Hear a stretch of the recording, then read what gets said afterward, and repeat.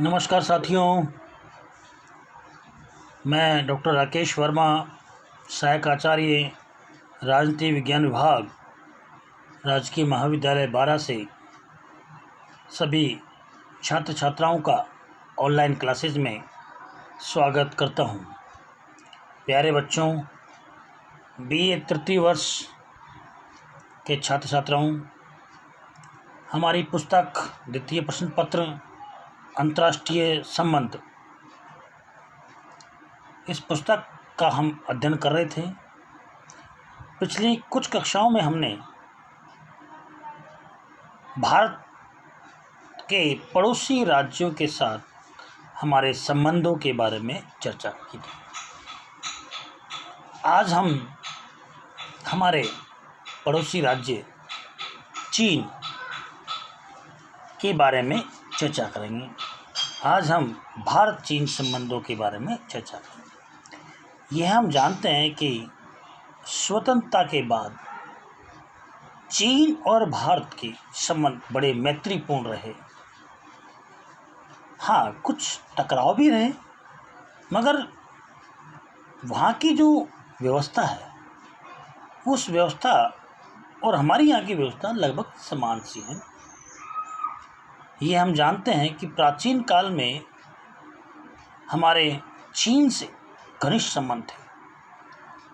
सांस्कृतिक और व्यापारिक संबंध हमारे अच्छे थे। बौद्ध धर्म जो है, बौद्ध धर्म की जन्मभूमि भारत चीन का एक प्रकार से धर्म गुरु है और चीन उसका सम्मान करता, ये हम जानते हैं। भारत चीन संबंधों में कटुता और प्रेम की भावना लगातार बनी रही है।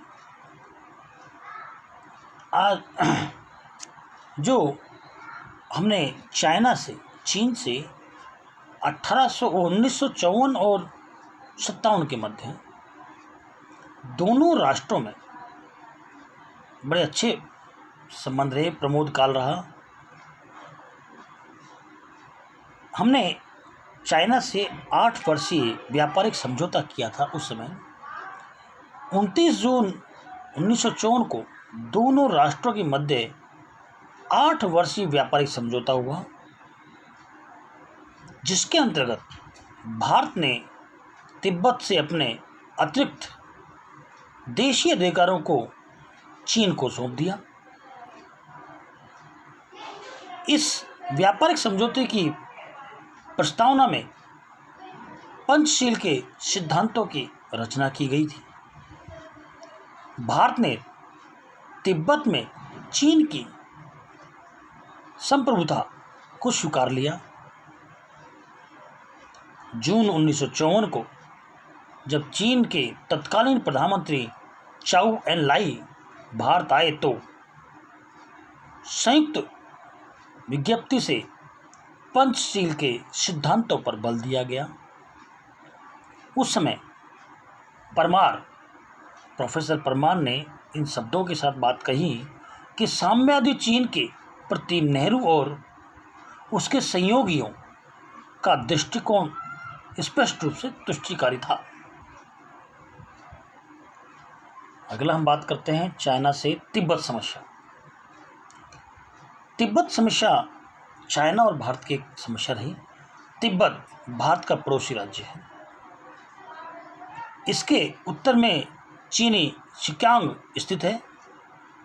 भारत को अंग्रेजों से तिब्बत के संबंध में कुछ अधिकार प्राप्त है। चीन सदियों से तिब्बत पर अपना अधिकार जताता आ रहा है। चीन की नई साम्यवादी सरकार ने स्थापना के साथ ही तिब्बत पर अपना अधिकार घोषित कर दिया और तिब्बत को अपने राज्य का अंग बताया। 1 जनवरी 1950 को चीन सरकार ने तिब्बत को स्वतंत्र कराने की घोषणा कर दी। भारत सरकार ने परिवर्तित स्थितियों में चीन से वार्ता कर लेना ही उचित समझा। दिसंबर 1953 में यह वार्ता प्रारंभ हुई। पंचशील के आधार पर एक समझौता दोनों देशों के मध्य लिया गया।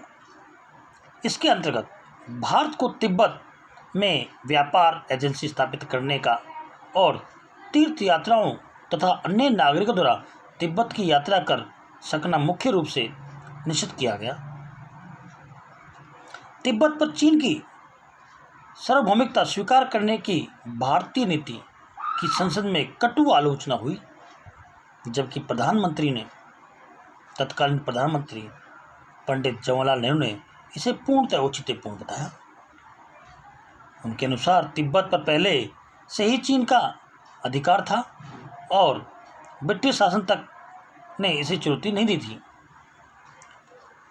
जब चीन दुर्बल और अविकसित था तब तक उसने अधिकार का उपयोग नहीं किया, पर एक नई शक्तिशाली के रूप में उभरने के पश्चात वह कैसे अपने हिस्से को छोड़ता।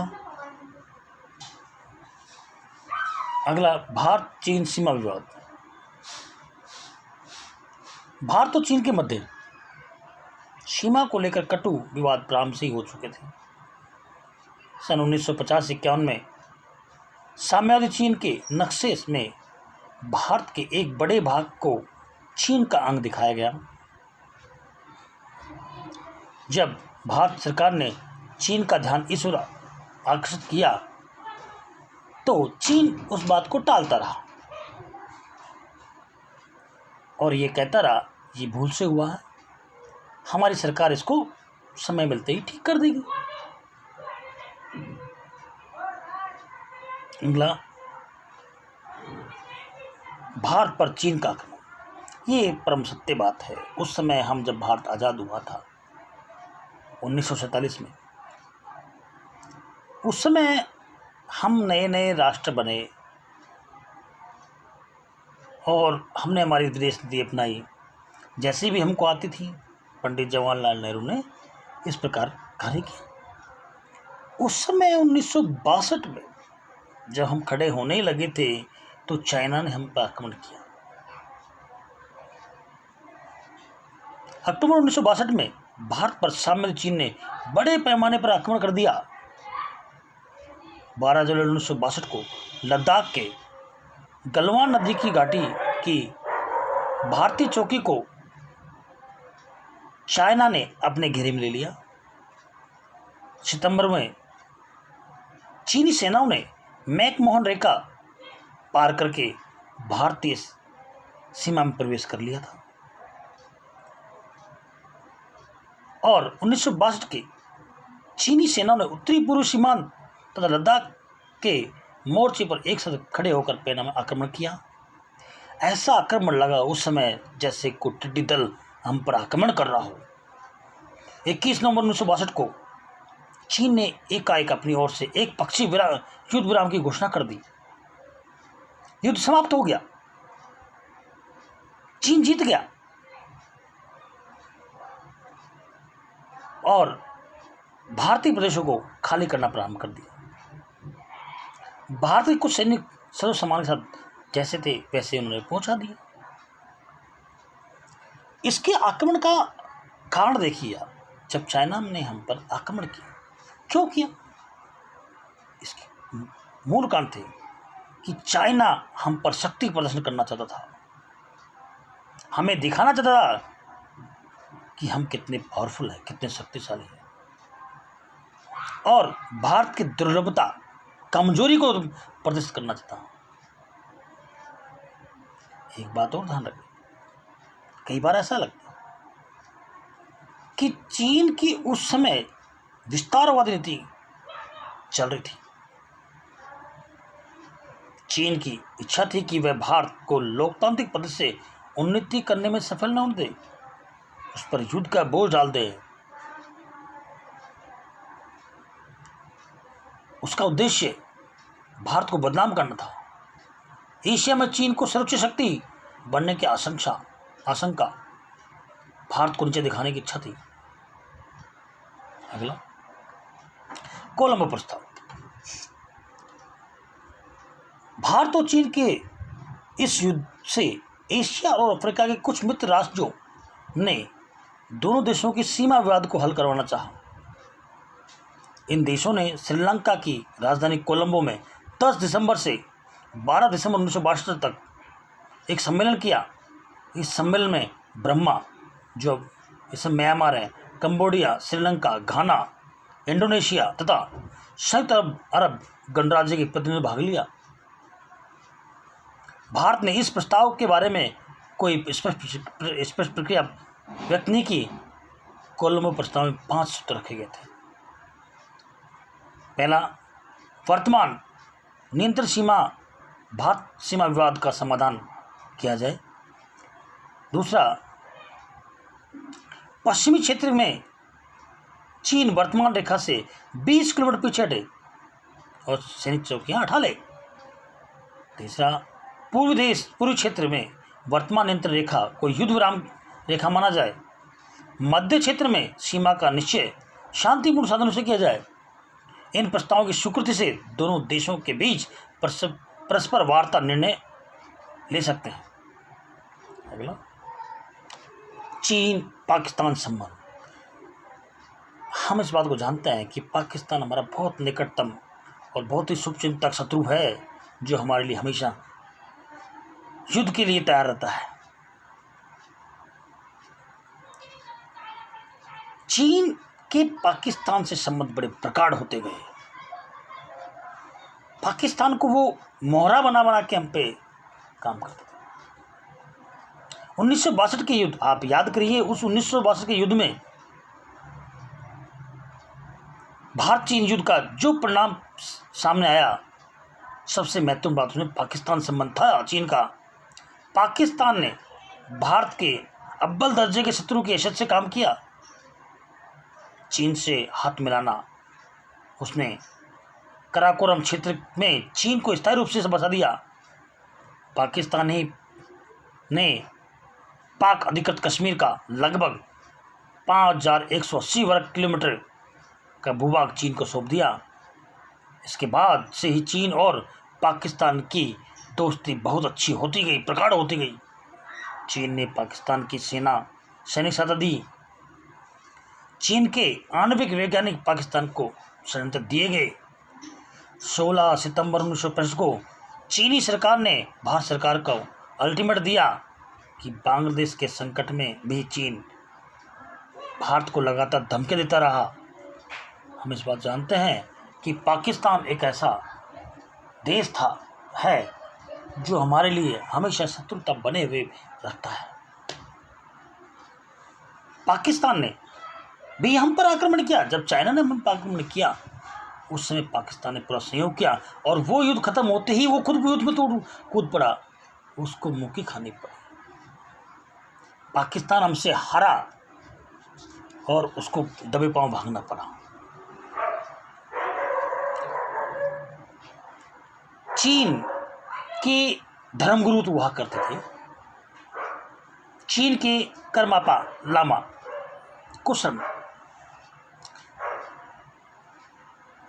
11 जनवरी 2000 को चीन ने भारत के परोक्ष चेतावनी देते हुए कहा कि वह भारत पहुंचे तिब्बती धार्मिक नेता करमापा लामा को राजनीतिक शरण न दें।